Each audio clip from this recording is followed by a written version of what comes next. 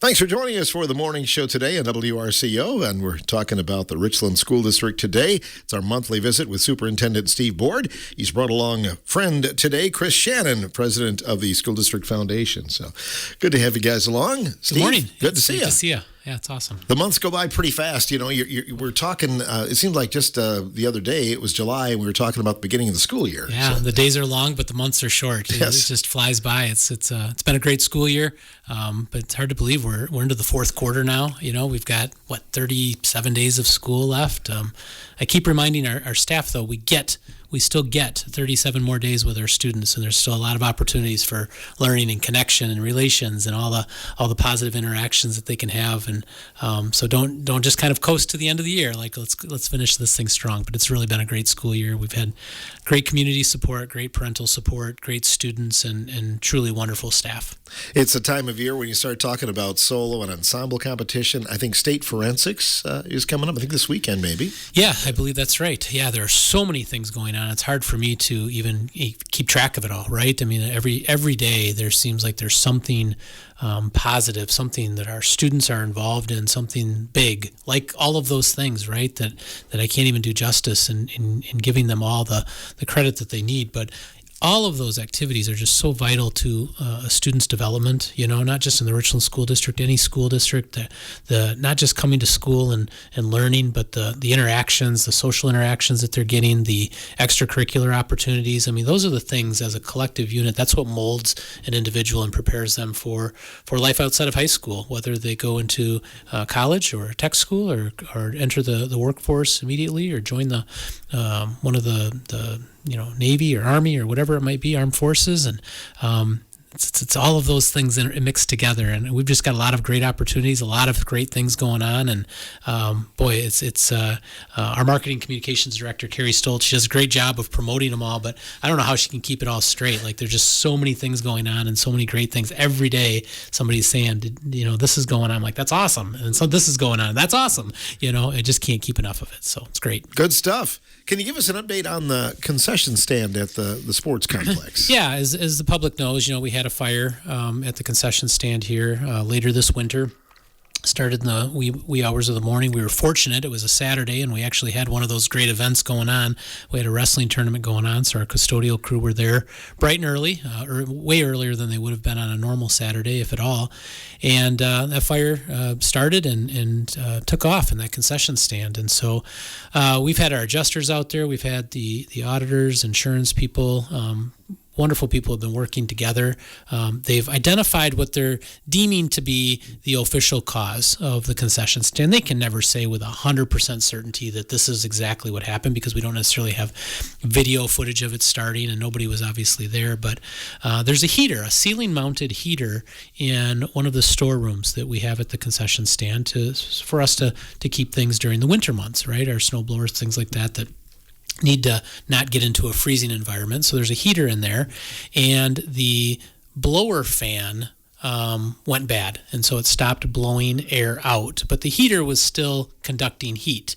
But because that fan wasn't getting that heat off of the surface of the heater, one of the mounting nails is affixed to a ceiling joist made of wood, and there was enough heat that conducted through that nail into the wood in the rafters above, and the conditions were just right, a very dry environment, a little bit of a breeze going on, and just a little bit of a spark, and then that thing took off and went. And so on the back of the heater, Brian Jones had it at one of our board meetings for folks to see. There's a big scorched mark where you can see that was likely the cause and the origin of the fire, and it just baffles me. We have these kinds of things all over in residence and in commercial industry, and for that fan to go bad and the conditions to be just right to strike that spark and start that fire. So we kind of know what caused it. Certainly was no foul play. There was nobody at fault that did anything. It was just a victim of circumstance, but We've got the place shut down right now. We've got our architects working on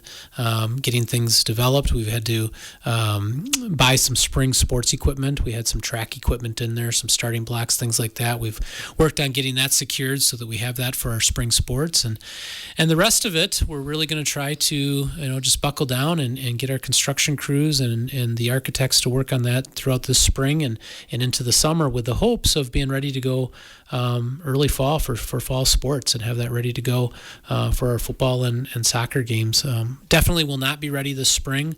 We're going to kind of be piecemealing it together. Jody Pretch, our food service director, Laura Selgaby, our activities director, they are very creative individuals, and they are trying to figure out ways to be able to have some concessions, be able to have the things that we would normally offer from the concession stand in a different type of setting. So kudos to them for making it work, and everybody's been wonderful. But just a goofy thing that occurred, and we're moving forward to try to get it fixed, and we should be good to go for the fall. If all things go well. Great. Well, that's encouraging news. That's for sure. It's unbelievable that a nail would get that hot. Isn't that the truth? That's exactly what I thought until you look at the back of that heater and you see this big scorch mark around this nail. Yeah. It's just like unbelievable. So it truly is. Let's talk a little bit about some referendum items. I know that you've been working on that and kind of using that money to good sources and things like that. Yeah. So we passed the $27 million, 27.16 to be exact, last April. I know that there were several referendums on the ballot this spring. Richland School District was not one of them. We passed ours last April. We sold our bonds in two sets. We sold $15 million of it last July, and then just last week we actually sold the last 12.16. So that'll be going to the board. Interest rates were favorable. Our financial advisors were able to get better than projected interest rates on all of our bonds, and so that will be an interest savings, which will then be a taxpayer savings down the road as we have to make payments. We've completed the bidding for all of the primary school last November.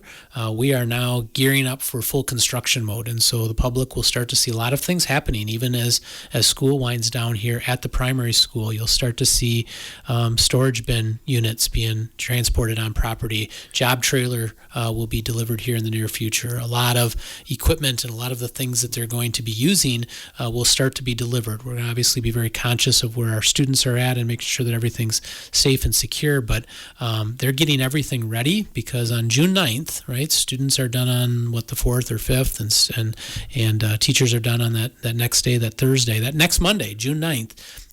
Construction 100% is going on, and they're ready to hit the ground running, and a lot of work being done, a lot of things being coordinated. This is my first real big construction project. I was involved in the softball concession stand, several years ago, but that was a $350,000 project, and I don't mean to sound like that wasn't a lot of money, because at the time it is, and it still is, but for a construction project, that was a lot for me to take on. This is a $27 million project that we're trying to take on. But Nexus has been wonderful to work with through this entire project.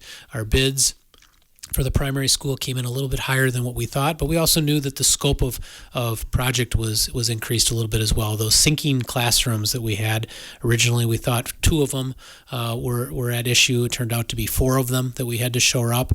But while we were expecting a $1.2 million overage for the primary school, and that's one of the reasons why we started there, so we could make adjustments accordingly if we needed to, the bids actually only came in at $400,000 over, and so that was actually a pleasant surprise. I know it was still over for the primary school budget, but we had saved well over that amount in the high school roofing project the summer before. So long story short, construction is going to be happening fast and furious at the primary school to be able to get kids back into our school building at the start of school, with the exception of those 4 kindergarten classrooms. Those will not be ready by the start of school, or highly unlikely.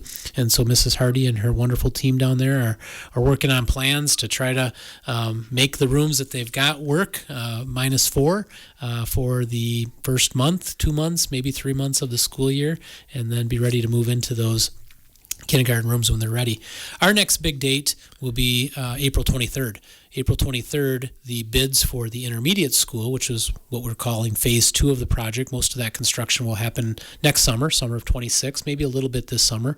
But those bids will come in on the 23rd of April, and that will be a really good measuring stick for us to know, again, are we continuing to stay at or under budget, or have some of the things that are affecting us globally with tariffs and just things like that, are those going to have an impact on construction costs, and are things going to come in a little higher? So April 23rd will be our next real big date, and that'll go to our Buildings and Property Committee where the bids will be revealed by Nexus and then ultimately to our board. But fingers crossed, we're optimistic that we've got a good plan in place and that those numbers will come in favorable, or at least right at what we projected, and we'll be able to continue to do everything and hopefully more than what we had hoped for. So, and then the final phase will be the high school. We've been working diligently with our internal groups with the auditorium upgrades, as well as involved quite a few of the outside groups. So we've had some wonderful outside groups. Our auditorium gets used a lot by outside organizations, whether it be the Community Players Theater or Dance Studio or others, right? And so we wanted to involve the experts in the auditorium world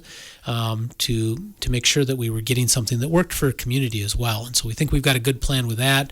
Our tech ed team went to visit a couple of schools to find out how we could increase our tech ed offerings and what we're doing up there between ag and welding and construction and small motors and things like that. We're excited about that plan. Those bids will probably go out later this spring or very early summer. We're thinking right around mid-May, maybe early June. Those bids should come back then, 30, 45 days after that. And by the middle of the summer, we should have a really, really good plan for what our finances are going to look like regarding the referendum. But all things are pointing very positive right now. So it's been a very exciting.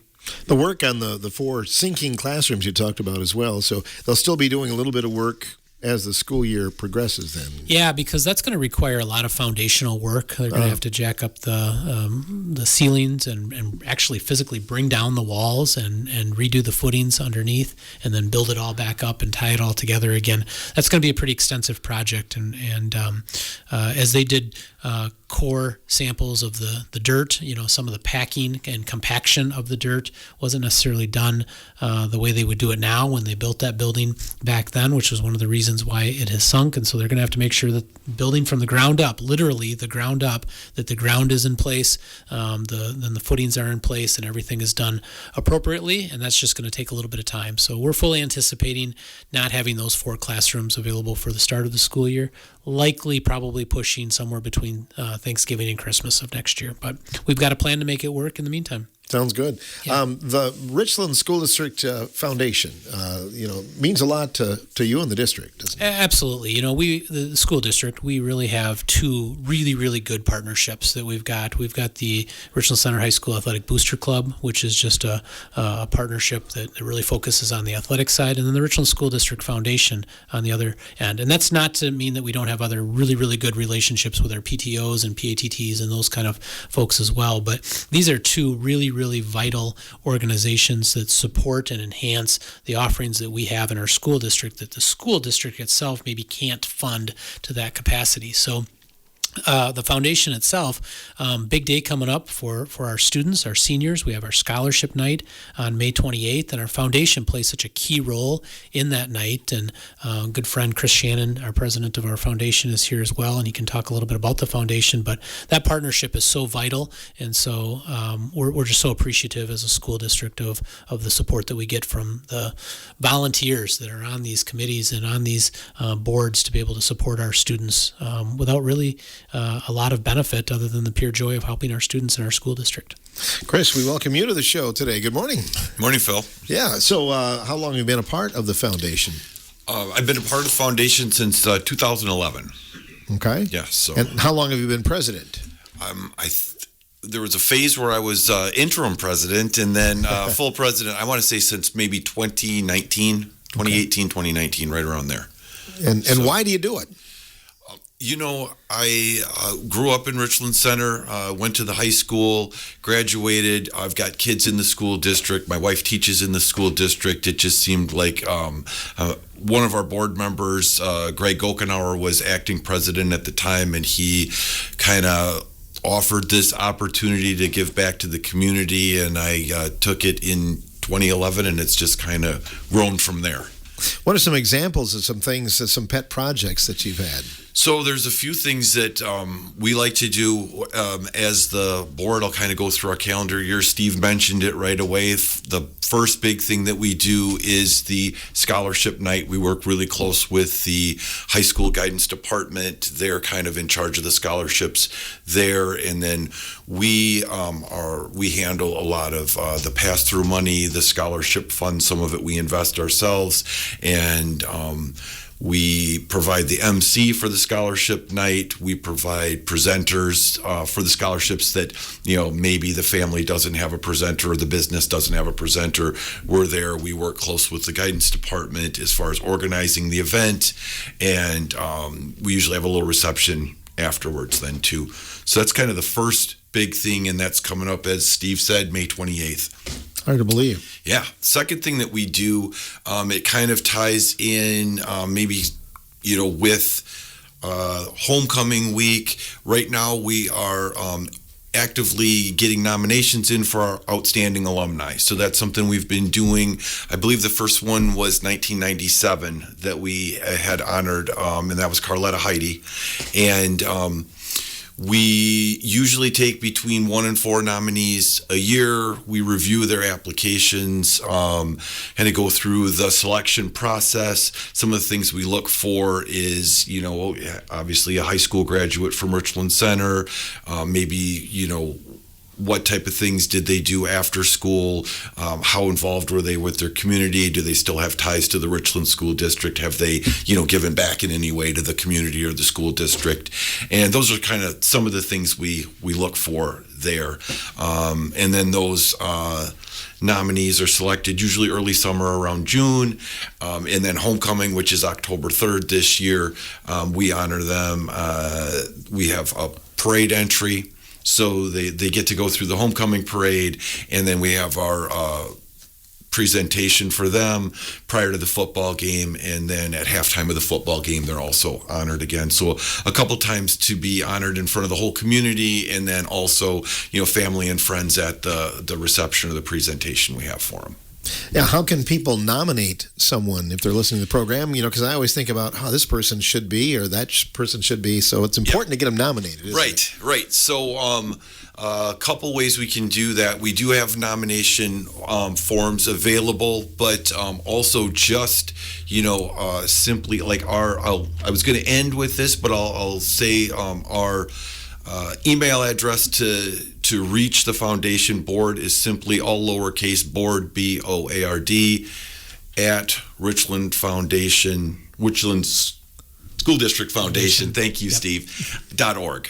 So you can email that. That goes to all 9 of our board members, and also contacting us through the district office, just in care of the School District Foundation board. So 2 ways to contact us there.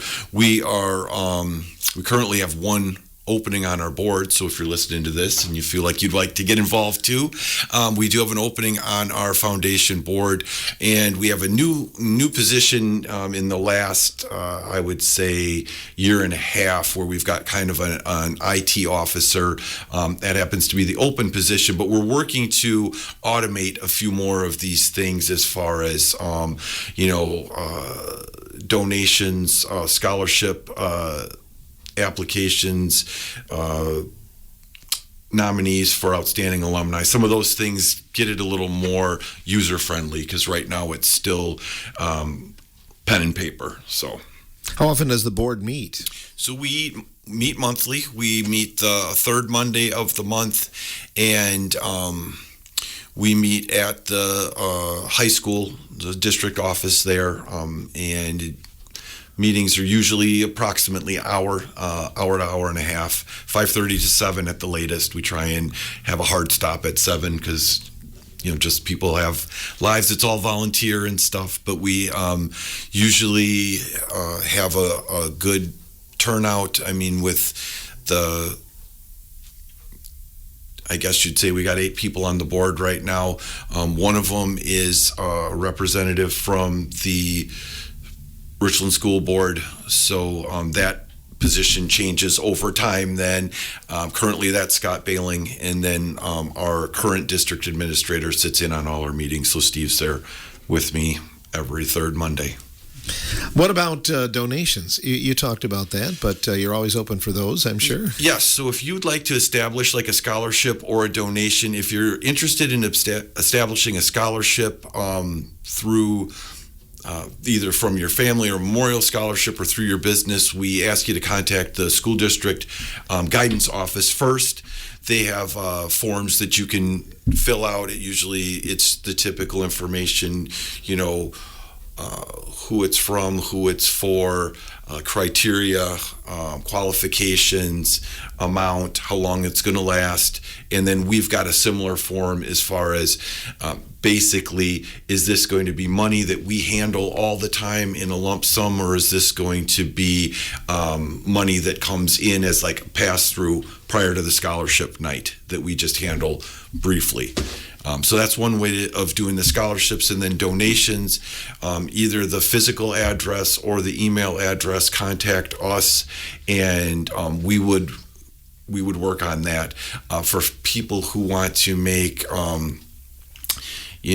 family donations, maybe after an alumni passes or something like that, we work with the states too, and establishing like an endowments and things. So is it too late now to have one on the 28th for that award ceremony? So what would be difficult with that is the high school guidance department's already worked with the students as far as the application process goes. So anything that we would do right now would be established for the 25-26 school year. Yeah, I'm always amazed at that night, the amount of money that goes out to young people, because that's really changed in my era. It was just a few $100s maybe, but boy, the amount of money now is just unbelievable, isn't it? It really is. And, we've got, as Steve alluded to it before, we've got a very active community. They want to see the students succeed. They want to give back to the students, and we've got a great student body who, takes this opportunity to help fund, their education. It's amazing where Richland Center students land, and you talked about outstanding alumni, you kind of tie them together, but boy, you got people represented, and when we read those announcements in October, it's just amazing what some of these people accomplish, right? Yeah, it is. It really is, and it's nice to see, especially I think at the football game.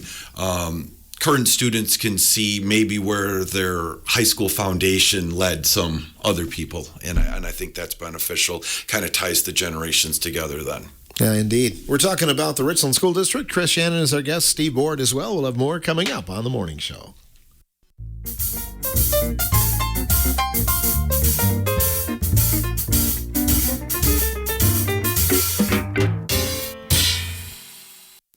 On our morning show today, Steve Board, earlier Chris Shannon, our guest, president of the School District Foundation, but talking about year-end things and the awards night and scholarship night coming up at the end of the year, just a couple of months away. Yeah, it's not that far away at all. Like I said earlier, I think 37 days of school left. So just to kind of piggyback off of what Chris was saying, the foundation is a 501c3 nonprofit organization, so it is a pathway for folks to make donations and scholarships, and that's one of the reasons that they use the foundation either through pass-through money or to have the foundation house the money in the case of a memorial, or they just want to here's a chunk of money, we want it to be applied towards this, or let's use the interest and pay that out in scholarships. There's a lot of that goes on there. The school district itself really doesn't have the funding mechanisms in place because they're a public entity to be able to do those kinds of things, and so that's why school districts have foundations, and that's one of the purposes of the foundation, to be able to allow for folks to donate or invest money through scholarships through that kind of mechanism. The other thing with scholarships, people think, well, I don't really know what I want. Scholarships can be anything. right? I mean, they can truly be anything. They can be, $500 to an individual who, took a lot of interest in music or in the science world or tech ed or athletics or whatever it might be. It could be a larger amount that has to do with people extending their career at a tech school or a four-year school or going into the Army or things like that. We even have a scholarship. It's $5,000 a year, which is a substantial amount of money that's given to a student for just being nice, right? And our teachers kind of vote on who is the recipient of this based on their character, right? There's no other GPA isn't calculated in, attendance isn't calculated in. It's just being a good person, right? So I guess my point is that there are so many different mechanisms that people can create scholarships for. And so if people are considering something like that or just think that would be an opportunity, like, hey, my father who passed away was really, really into X, Y, and Z, create a scholarship that really kind of celebrates the successes of your father and can be carried on through helping a youth individual out as well. So I just wanted to add those couple of things on the foundation. Again, just a wonderful organization to be a part of. Let's talk about your school board. Any changes this year? Yeah, so we had elections, statewide elections, of course, were on April 1st, and we had two seats open, our city seat and then an Area 2 West, which is west of town. We had two candidates running. Both were running unopposed, one for each of the two seats. Aaron Anbihan is our current board president, and he's an incumbent that is rerunning, and so he represents the area to the west of Richland Center, outside of the city limits. There's several different townships that represents. He ran unopposed, and of course then was successful in his rerunning. So he will be has been reelected to a 3-year term.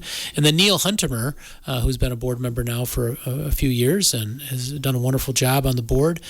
He lives in the city, and he elected in December to not rerun. Okay, and so his seat was open. Brian Miller put his name in, and he was also running unopposed. So Brian, of course, won as well. And so Brian will be joining our board. And so the two of them, Aaron and Brian, will take their official oath of office at our reorganizational meeting on April 28th. Our current board will have our board meeting on Monday, the 14th. They'll have another regularly scheduled board meeting on the 21st. That's a little different than normal. Usually they're the second and fourth month, but in April it's the second and third because of the reorg on the last Monday of the month.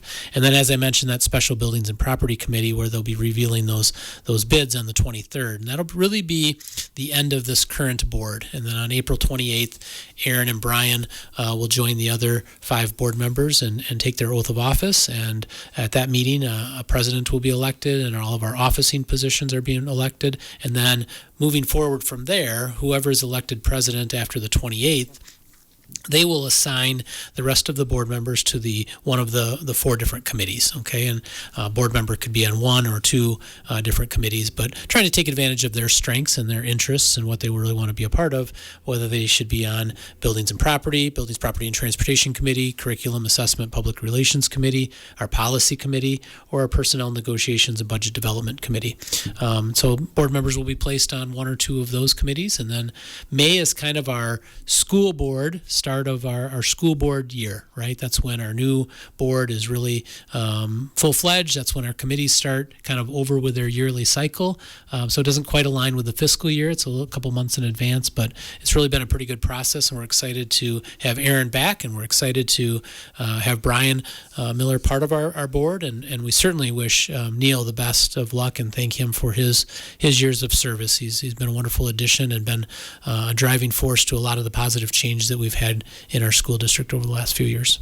Recently, the board looked at your alternative education opportunities coming up. Can you talk about that? Yeah, absolutely. So I think the last time we were here, I had pitched some of the ideas that we had at our our March 28th meeting.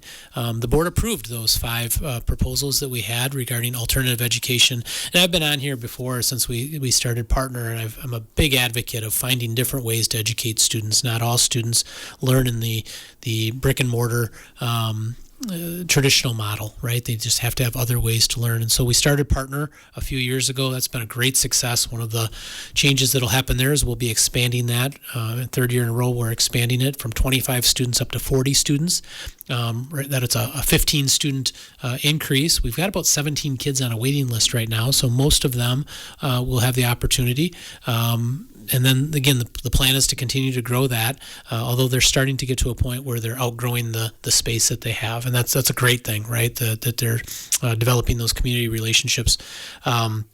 We've got what's called our RC school. This is our school within a school. It's kind of a confined small school environment for students who can't have as much stimuli with all of the different bells and transitions and going from this class to this class or this teacher to this teacher.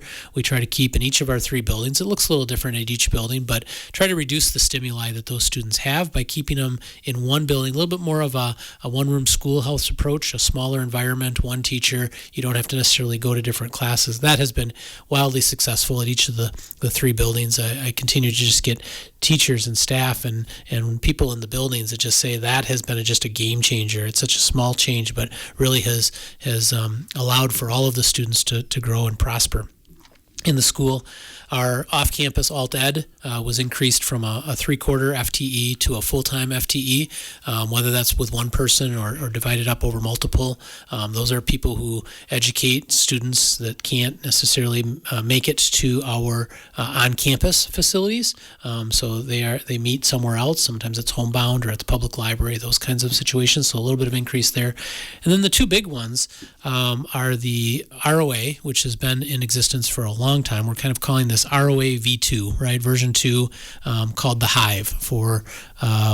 It's home-based. There's an instructor, an in-person instructor assigned to you is the I in Hive. Virtual component is the V in Hive, education. So Hive for that. And what we're really trying to do is model what Nakusa has done and has been very successful with, and to take our current ROA model that is one curriculum platform for students in grades 6 through 12, expand that to K through 12 or 1 through 12, and give them a variety of different platforms. Some students want to learn at home, but they need to have textbooks. Parents want to be able to facilitate that education. Others want virtual models, but there's 3 or 4 different kinds of virtual models out there, and probably more than that, truthfully, and they may need different forms of instruction or different types of instruction. And so this in-person instructor that we're going to hire, one in-person instructor, they're going to be able to facilitate the education for 60, 70, 80 kids. And we're really trying to target our homeschool population. Right now, students who are being homeschooled by their parents, their parents are very involved in their education. But those parents and families are having to invest the money into curriculum. By being a part of the Richland School District, we could purchase that curriculum for them as long as it's not a faith-based component. We're still a public school. And they can still facilitate the education, but they would have access to an in-person licensed teacher, and we would be able to help them get the curriculum that they need. And they wouldn't be just limited to the few sources that they have. We would be able to expand that to all of our sources. And then, so we're really excited about that. We're also trying to target that to some of the students that we are losing to open enrollment out to other virtual options, because we purchase our curriculum traditionally through Wisconsin Virtual Systems, which is a McFarland-based virtual school, but we have a lot of students that go to the Medford Virtual School or the Academy of Excellence Virtual School or at the Appleton Virtual School. Well, now we can purchase those individual things for each individual student to be like, this really works well for them, or this really works well for them, or maybe this one works well for them for math, but this one works well for them for reading. They're not confined to just having one mode of learning. So very excited about that. That's going to be something that we think is going to be budget neutral or budget positive in year one right off the bat. And we're looking for to hire a teacher for that right now. That's being posted. And then the last one is this behavioral academy that we're kind of calling I Thrive.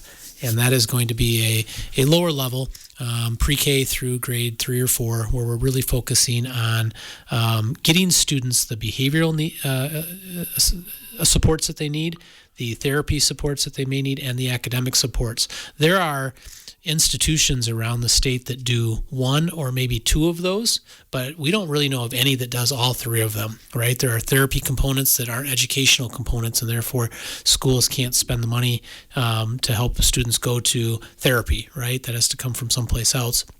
There are educational facilities that we send students to that we don't have the supports in-house, but they don't have the therapy component. Well, the reality is if we don't do both, if we don't help our students and our families that are struggling, whether it's because of a disability or trauma or whatever it might be, that small percentage of people, if we don't help them in all different aspects, right, making sure that they get the counseling component that they need, the therapy, the behavioral analytics, and the academics, if we don't do all of that, we're kind of failing those students. And so this is a very innovative, something that we don't know of any other places around that have it. I've already been contacted by numerous other area schools that are like, we were really interested in sending, a kid there that we have, and most school districts don't have 8 or 9 of these students. They may have 1, right? And so, but this is a need for our area. There are facilities around that do the educational component. Some of them are a 2-year waiting list, and so it's just hard for students to get into these places, and it's hard for the school districts to meet the needs of the students because they just don't have the means. This would be an opportunity for us to do that. So we're exploring where that might be. We're exploring how that looks, but we are hiring board-certified behavioral analyst right now. We're looking to hire an alt-ed teacher. We're looking to hire some behavioral techs, which are specially trained aides for these students, and we're ready to hit the ground running as soon as we can find a location for that in the near future, and ready to do that next year. Again, wanting to start small, right? Because anytime you take something new, there's going to be some hiccups. There's going to be some things that we need to tweak, and it's much easier to do that on a small scale. I think we learned that with Partner, right? By limiting that to 12 or 13 students in year 1, it really allowed us to build that the right way. And now that has a super strong foundation and is now ready to grow at a much faster rate. I think we need to do the same thing with this. We'll probably limit it to 3 or 4 students in year 1 and then expand it to 12 to 15 in year 2, and that's probably where we would be. So we're excited about that. We think we're being very innovative, and we think we've got a lot of good strategies in place to help all students learn and thrive in the academic world as well as the social world. With other districts, if they were to bring a student into that situation, then obviously would that help offset some of the costs then? That's right. Yes, there's 2 kind of financial components to it. Obviously, if there are students and we're paying another another facility, not necessarily another school district, but another facility, New Frontier in Prairie or Cholita and La Crosse, Scan and Rock Springs, any of those places, we're paying tuition to those places, okay, as a school district. So if we have something, first of all, we would no longer have that expense. If other school districts are looking to come here, then they would maintain the district status of their residents, and that school district would then pay us tuition for educational services. It's actually an intergovernmental agency agreement is what it is, but for simple terms, it's tuition that they would be paying the Richland School District, and that would be a financial component as well. And the third component is Medicaid reimbursement. There's when we started really exploring the opportunities for Medicaid, the Medicaid reimbursement will likely cover all, if not a little more than, the cost of these one-to-one behavioral techs. And so if that component can be paid by Medicaid and the other can be offset by either not having an expense or by generating some revenue, again, we believe that maybe not in year 1 budget neutral, but budget 2 budget neutral or budget surplus. Always good stuff, Steve. Thanks for coming by. You bet. Thank you. You bet. Steve Board, Superintendent of the Richland School District. Chris Shannon, President of the School District Foundation, was here earlier as well in our morning show studios.